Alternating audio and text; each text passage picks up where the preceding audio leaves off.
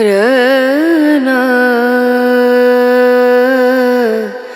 रना रनु.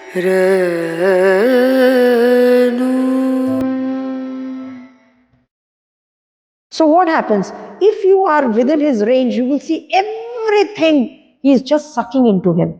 That is why he is called Krishna, Akarshan. So that is why if you see in the universe, there is a power of levitation that works. Science has been obsessed with the thought of gravity, but there is one thing which is called levitation.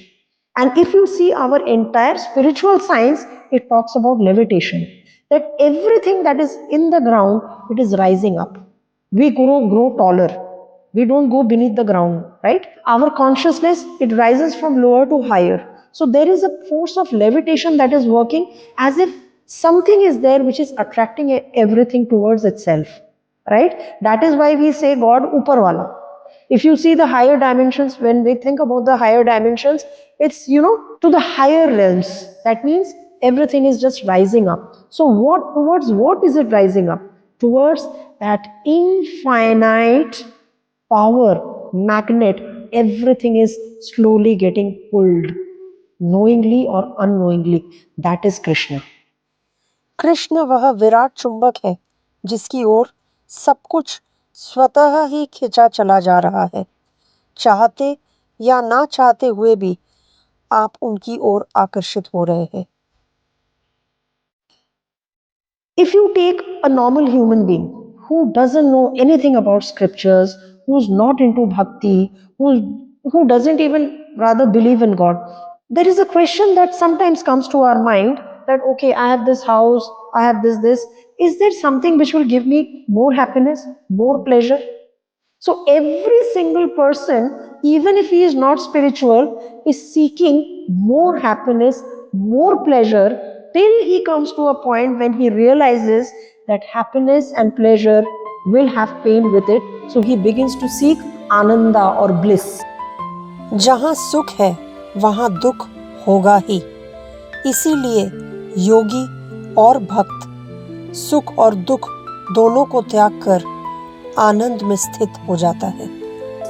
And in that bliss there is intense activity, but at the core it is bliss, and knowingly and unknowingly we are all getting drawn towards it. That is why we are all seeking something or the other throughout our lives. Why our desires become insatiable? They become insatiable because we are not getting that which will make us complete, which will make us whole, which will make us totally content, which will make us totally blissful. There's always something missing. And what is that missing? Ultimately, we understand that we have to merge with that reality or realize ourselves that we are one with that reality to be in a state when we feel, oh, now we are complete. Now the thing is complete, it's whole, right? So that wholeness is Krishna. That completeness is Krishna. Krishna अर्थात पूर्णता, जहाँ मन खंडित, विभाजित या टूटा हुआ न हो। Now, many people say these fables have no meaning.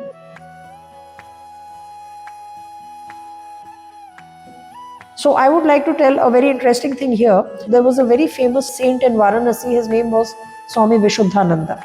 Okay, if you read the life of Vishuddhananda, he had learned something which was called Surya Vigyan. And Surya Vigyan is a very, very advanced form of alchemy. And he knew how to do that. So one disciple came and told him that this whole story about a lotus coming out from the navel of Narayan has no meaning. It is useless. So Vishuddhanand sat there, and it is just we have historical evidences.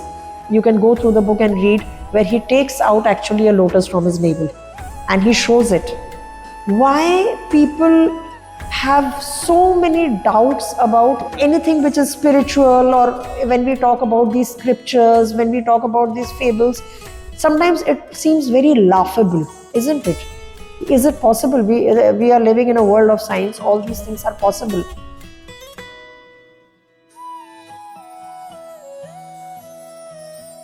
See, one thing I want to explain it very clearly. We as human beings, this now science also tells, we are living in the third dimension of existence. That we have length, we have breadth, we understand what is length, we have breadth, okay, we have height, and the fourth dimension of existence is time. For us, time is just unidimensional, which means we can just go forward, we cannot go back, we cannot go backwards. So we are in the third dimension of existence. Now science has proved up to the 10th dimension of existence. Science talks about it. प्रमुख वैज्ञानिक Michiko काकू ने 10 आयाम, time travel एवं worm hole जैसे अनुसंधानों की व्याख्या की है. So hence science talks about multi-universes. Okay, if you read string theory or if you go deep into quantum physics, you will understand that this thing about dimensions and this thing about having billions of universes and multi-universes is very much a reality. Now, when we are in this third dimension, we cannot relate to anything that is happening in the fourth dimension or the fifth dimension. For example, if I turn you into a cockroach, for a cockroach, human existence is an impossibility. Okay, because for a cockroach, even the human height will seem to be like a mountain walking. So now anything which is beyond the perception or understanding or comprehension of our mind seems to be a miracle or an impossibility. For that matter, you don't have to go very far. If you just go 100 years back or 150 years back, and if you would have told anybody that you can sit in a machine and you can reach America, he would laugh at you. He would say, are you crazy? Or if you would say that at the click of a button, I can get connected universally to everybody, and I can talk to somebody who's sitting 5,000 kilometers away by the touch of a button, it would sound absolutely crazy. But we have come so far. So what are we doing? We are reducing space-time, isn't it? That is getting reduced. So as you go deeper and further and deeper and further into spirituality, what are they doing? They are reducing space and time. So everything becomes instant. So that is why it is said that in higher dimensions, if you go into higher dimensions, you say something and the other person understands it instantly. There is no gap between the two. Why? What have you reduced? You have reduced space and time. So basically, meditation is the end of space, time and cause. So when we talk about higher beings, they are not in this dimension. Not in this dimension means all these dimensions, they intersect with each other. That means he's here, right now he's here. That is why so many saints have got visions. They are here right now, but you cannot see it because you are not in that dimension. Isn't it? So nothing is a miracle. What we don't understand is a miracle. So what we call a story or a fable seems to be a story or a fable till we are in the third dimension. But we don't know the possibilities. हमें साधारण आँखों से कृष्ण के दर्शन या कोई भी दिव्य दर्शन क्यों नहीं प्राप्त होते हैं? वह केवल इसलिए क्योंकि हम सृष्टि के तीसरे आयाम पर स्थित हैं. कोई भी घटना जो किसी और आयाम पर घटित हो रही है, वह हम इन नेत्रों से नहीं देख सकते हैं. इसीलिए कृष्ण ने अर्जुन को अपना विराट स्वरूप देखने के लिए दिव्य दृष्टि प्रदान किया था. कृष्ण स्वरूप सृष्टि के 10वें आयाम में स्थित है. उनकी ऊर्जा सभी आयामों में विद्यमान और उनकी चेतना सभी आयामों से परे महाशून्य है. So coming back to Krishna, there are two more things. One is his Sudarshan Chakra. So what is Krishna doing? Through the Sudarshan, he is cutting through the wheel of time. So that means he is beyond time. And of course, it has the energy which only it is said that Narayan can hold. Except Narayan, nobody can hold the energy of the Sudarshan Chakra. Sudarshan अर्थात शुभ दर्शन. जब आप जीवन के प्रत्येक पहलू में शुभ देखते हैं, तो आप अपने जीवन में सुदर्शन धारण करते हैं. And rest is his posture. Tribhanga, if you see, is crookedness. If you want to turn gold into a beautiful jewelry, you have to put some impurity in it. So his Tribhanga posture is that little bit of impurity which makes him manifest in this world. This is the first thing. The second thing is, it is a symbol of dharma or righteousness. Now you will ask why. Krishna has given a very, very clear message. He says that to establish righteousness and to deal with crooked people, sometimes you also have to be crooked. He had to deal with Jarasandha, he had to deal with Kansa, and he has also given a message to the world that if you are to deal with Kansa, if you are to deal with Jarasandha, if you are to deal with Shakuni, now Jarasandha and Kansa, you can go and have a physical bout with them and defeat them. But what about Shakuni? So Shakuni means the cunning mind.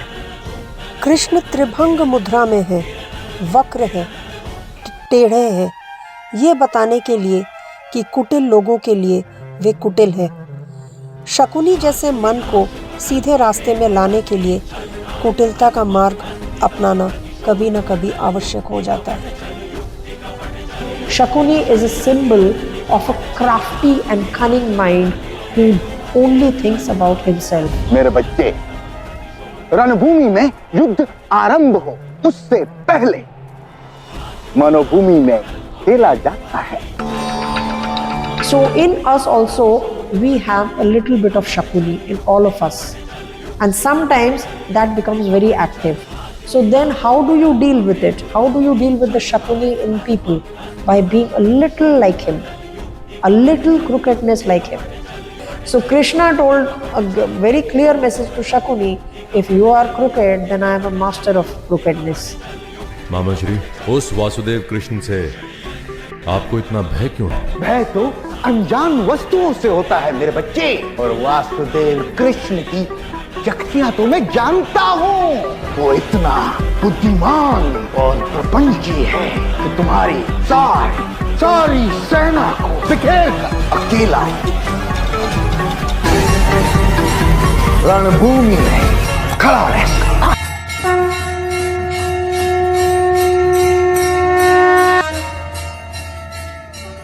The only thing is, your crookedness is only for yourself, and my crookedness is for the well-being of the universe, right? So for crooked people, he had to take a little bit of crooked form. So that is what makes him so beautiful. Otherwise, he had a very tough time as Ram, because he was not crooked. So with one promise, he went to the forest for 14 years. He was in the forest, and he had so much of problem. The wife was abducted by, so that was how he was Maryada Purushottam. So he said, Maryada is fine, but then now the consciousness has changed. Okay, now Treta Yuga is not there. Now it is Dwapar Yuga. Now if Krishna comes again, he will say, now I am a little more crooked. Okay, so because I have to deal with all these politicians. So this is the message which he gives very clearly. Right. Then another thing is that why does he wear the pitambari, the yellow? The first thing is, if you see Krishna, so he is wearing the pitambari and Radha wears the nilambari. So the hue, the color, the complexion of Radha is golden yellow. So because Krishna is all the time meditating upon Radha, he wears it around him. That means he is all the time, he is draped by the love of Radha. And Radha drapes herself with what? The Nilambari, because she is all the time thinking about Krishna. Okay, so this is the connect between the Pitambari and the Nilambari. मेरा हृदय तुम हो, श्वास तुम ही, रहती सदा हो मेरे पास तुम ही।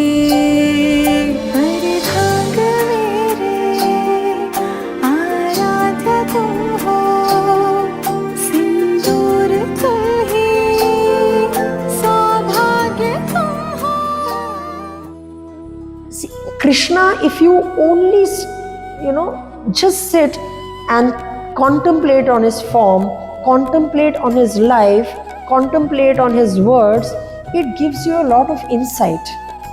Because there is nothing in life which you will not find in Krishna. Krishna is all encompassing. You want to talk about love or deal with love, he is there with you. Okay, you want to talk about war, he is there with you. You want to talk about friendship, he is there with you. You want to talk about any art, he is there with you. If you want to talk about dance, he is there with you. If you want to talk about politics, he is there with you. If you want to talk about Raj Dharm, he is there with you. So there is nothing which he has left. If you want to talk about anxiety, depression, he is there with you. If you want to talk about courage, he is there with you.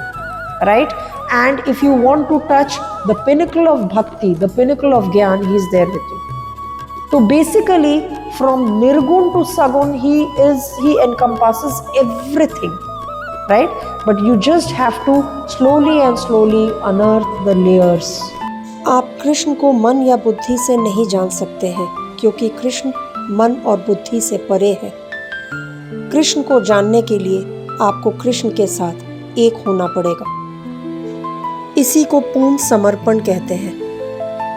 सर्वधर्मान् परित्यज्य माम एकम शरणं व्रज अहम त्वं सर्व पापेभ्यो मोक्षयिष्यामि मा शुचः। That's it. So with this, we end today's Hare Krishna.